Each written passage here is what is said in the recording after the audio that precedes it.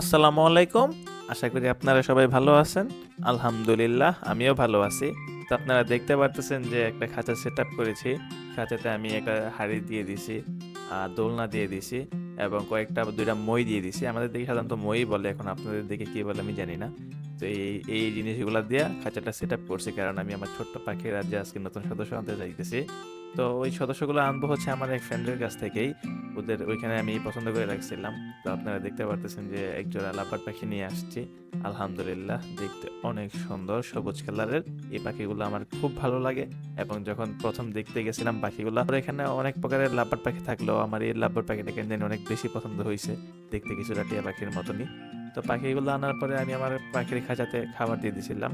এখানে প্রায় ৪-৫ প্রকারের খাবার, যদি আমি ওর কাছ থেকে যাই না আসছি, পরে আমি আরো দেখছি কি কি ওদের খাওয়াইলে ভালো হয়। এখানে প্রায় ৪-৫ প্রকারের খাবার মিশাইয়া আমি ওদেরকে খাবার দিয়ে দিছি। তো যেহেতু আনতে আনতে রাত হয়ে গেছিল, তো যখন ভিডিও করতেছিলাম তখন খুবই কালো দেখা যাইতেছিল, এই জন্য আর কি মোবাইলের ফ্ল্যাশ দিয়ে ভিডিও করার চেষ্টা আপনাদের দেখানোর জন্য। তো আপনারা দেখতে পারতেছেন আলহামদুলিল্লাহ কত সুন্দর দেখতে ২টা পাখি।